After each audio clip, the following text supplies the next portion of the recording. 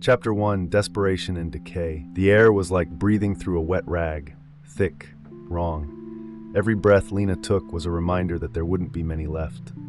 The sun had turned into this massive red bruise in the sky, bleeding heat, but not enough to keep them alive. She watched Jax pacing, his gear clinking with each step. He checked the map again, looking for hope where there was none. "There's no air left to breathe, Jax," Lena muttered. "We've got what, a week? Maybe less." Jax didn't even glance up. "We're not just sitting here waiting to die, Lena." Lena wiped the sweat from her face. She wasn't sure if it was from the heat or fear. She didn't argue because deep down she wanted to believe he was right. But she knew better. She designed the system that failed. It wasn't going to get fixed. But Jax, with his goddamn optimism, still believed in something. Or maybe he just believed in her. That made her feel worse. "There's one last shot," Jax finally said, kneeling down in front of her. He grabbed her by the shoulders, forcing her to look at him. "We get to the reactor, we fix it. We buy ourselves some time." She let out a laugh, bitter and dry. "You can't fix what's already dead, Jax. You should know that by now." But something in his eyes made her pause. The way he looked at her, like she was more than just another broken thing in this dying world. They set off through the wasteland, ash swirling around them as the wind howled through the skeletons of dead cities. Every step felt pointless to Lena, but Jax wouldn't let her quit. He kept pushing her forward, like they still had a chance.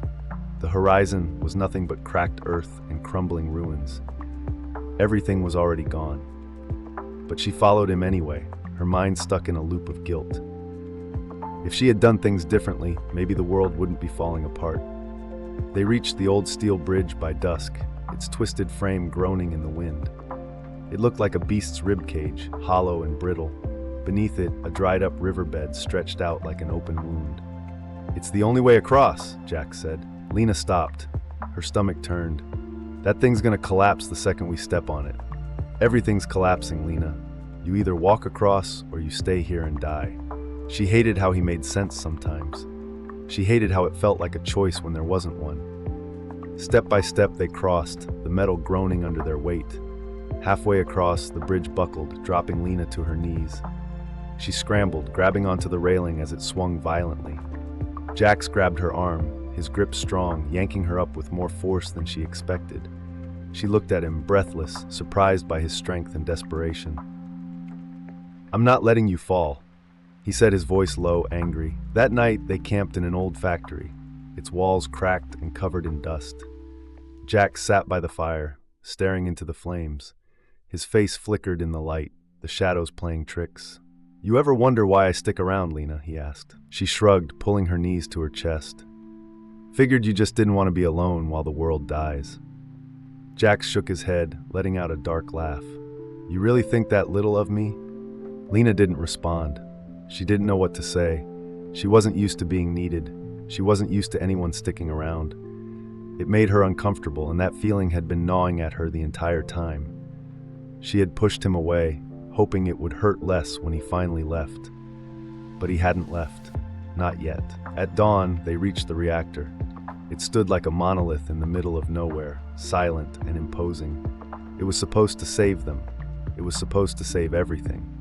"This thing was supposed to fix it all," Lena whispered, her voice thick with irony.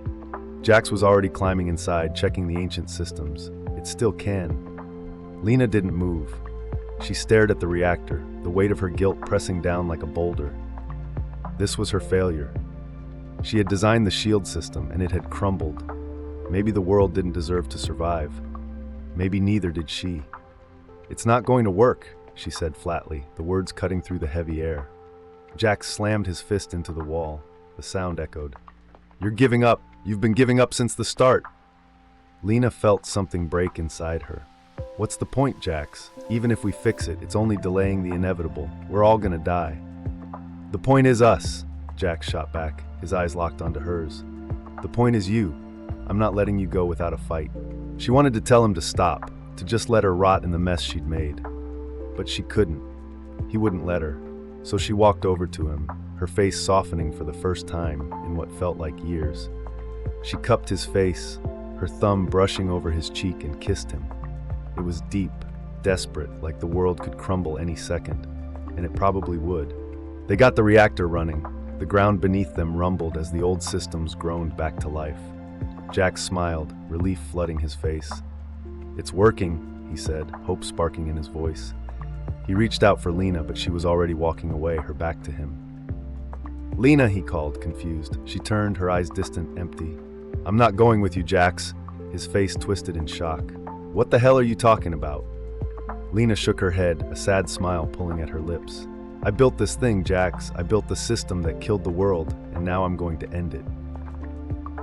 Before he could stop her, she reached into the reactor, pulling the emergency lever.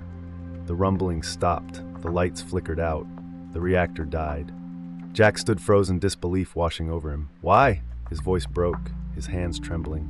Lena smiled, her eyes glassy, tears welling up but never falling. "Because this world doesn't deserve saving, and neither do I."